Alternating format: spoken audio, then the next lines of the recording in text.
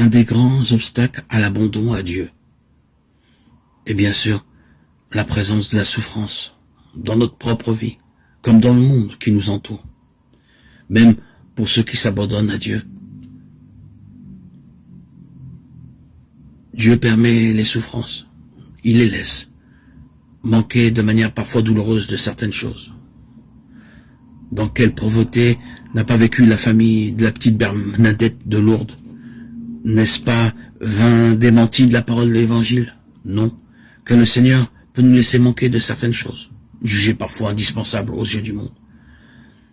Mais il ne nous laissera jamais privés de l'essentiel, de sa présence, de sa paix, et de tout ce qui est nécessaire pour la pleine réalisation de notre vie selon ses projets sur nous. S'il permet des souffrances, notre force alors, c'est de croire, comme le dit Thérèse de Lisieux, que Dieu ne permet pas de souffrances inutiles. Dans le domaine de notre vie personnelle, comme dans celui de l'histoire du monde, nous devons être convaincus, si nous voulons aller jusqu'au bout de notre foi chrétienne, que Dieu est assez bon et assez puissant pour utiliser tout mal, quel qu'il soit, toute souffrance, aussi absurde et inutile paraisse-t-elle, en notre faveur. Nous ne pouvons avoir de cela aucune certitude mathématique ou philosophique. Ce ne peut être qu'un acte de foi. Mais c'est précisément à cet acte de foi que nous invite la proclamation de la résurrection de Jésus, comprise et accueillie comme la victoire définitive de Dieu sur le mal. Le mal est un mystère, un scandale, et le restera toujours. Il faut faire ce qui est possible pour l'éliminer, pour soulager la souffrance. Mais il reste toujours présent dans notre histoire personnelle et dans celle du monde. Sa place dans l'économie de la rédemption relève de la sagesse de Dieu, qui n'est pas la sagesse des hommes. Elle gardera toujours quelque chose d'incompréhensible. Car vos pensées ne sont pas mes pensées, et mes voix ne sont pas vos voix, parole du Seigneur.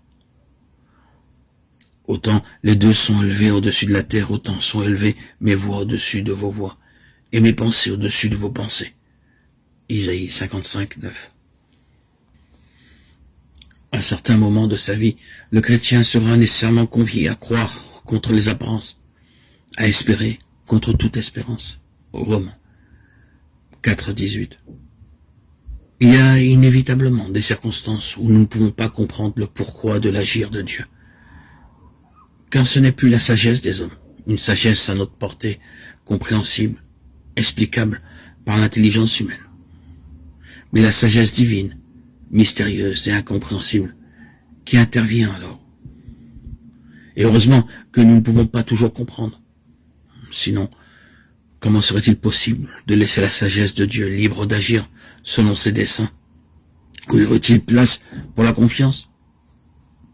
Il est vrai que pour beaucoup de choses, nous ne ferions pas comme Dieu fait. Nous n'aurions pas choisi la folie de la croix comme moyen de rédemption. Mais heureusement que c'est la sagesse de Dieu et non la nôtre qui dirige toutes choses, car elle est infiniment plus puissante et plus aimante, et surtout plus miséricordieuse que la nôtre. Et si la sagesse de Dieu est incompréhensible dans ses voies, dans sa manière d'agir à notre égard, parfois bien déroutante, disons-nous bien que cela est le gage qu'elle sera aussi incompréhensible en ce qu'elle prépare pour ceux qui espèrent en elle. Ce qu'elle prépare dépasse infiniment en gloire et beauté ce que nous pouvons imaginer ou concevoir. Nous annonçons ce que l'œil n'a pas vu et que l'oreille n'a pas entendu, ce qui n'est pas monté au cœur de l'homme, tout ce que Dieu a préparé pour ceux qui l'aiment. 1 Corinthiens 2, 9.